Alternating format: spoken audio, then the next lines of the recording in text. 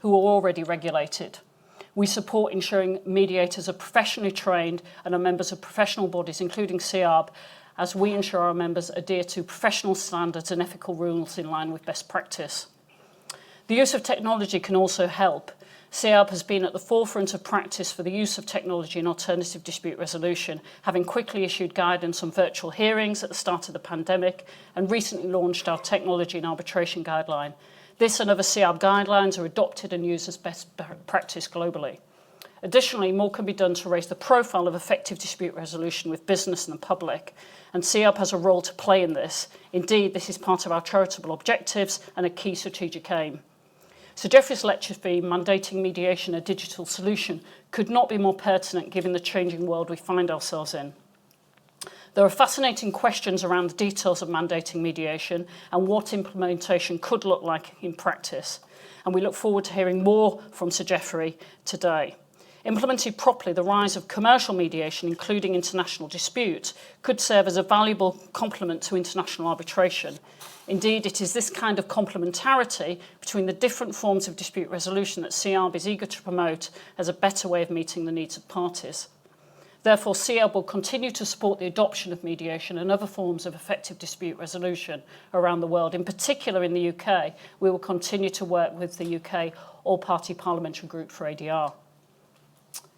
I'm proud to lead CEARB as a mediator and lawyer at a time of exciting change, and as we continue to support our members to effectively resolve conflict and disputes, thereby supporting the rule of law and access to justice. Our global membership is growing to over 17,500 members in over 150 jurisdictions around the world. We also have 42 branches globally, which are run by members for members. CEARB's aims are to globally promote the constructive resolution of disputes, be a global inclusive thought leader, and to develop and support an inclusive global community of diverse dispute resolvers. Our vision is a world where disputes are resolved promptly, effectively, and creatively. Our mission sets our commitment to supporting equality, diversity, and inclusion, enabling the best to join us and the ADR profession, irrespective of their background. As a Royal Chartered body and registered charity in England, we are also dedicated to driving and supporting professional and ethical standards. And CEARB awards post-nominals once you have completed our training and become a member. Our post-nominals are recognised around the world, including by many arbitral institutions and arbitration and mediation panels. As well as providing professional practice guidelines, we have expert groups on ADR disciplines, technology and sustainability.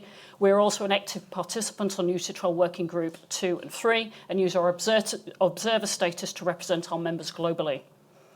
As a member of CEARB, you will have access to specialist professional development, webinars, lectures, networking events, thought leadership, mentoring, career development, and other member benefits, including being part of a vibrant global network. If you haven't joined CEARB already, I hope you'll do so. This is the 12th year of the Roebuck Lecture, which is in honour of Professor Derek Roebuck, a former member of CEARB.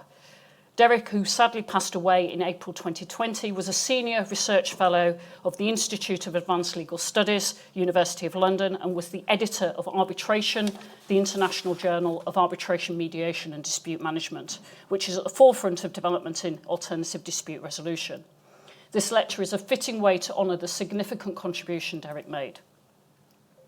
Just before I introduce our speaker for the evening, a few housekeeping issues. Firstly, a massive thank you to our sponsor for the evening, JAMS. Your ongoing support of our events is greatly appreciated. Jane Gunn, CEARB's president, who is an experienced and published mediator, will be asking Sir Geoffrey questions at the end of the lecture and giving the closing remarks. If you're online and have a question, please put it in the Q&A box, not the chat. Please use the chat function to chat and maybe tell us where you're from and your role. It's wonderful to see how diverse our audience is at these events. Jane will try to get through as many questions as possible, but please don't be disappointed if we don't have time for your question. For the people in the room, in case of a fire alarm, everyone please leave the room and follow the staff instructions and evacuate the building. The meeting point is the main entrance, Bloomsbury Square Gardens. It now gives me immense pleasure to introduce Sir Geoffrey Voss.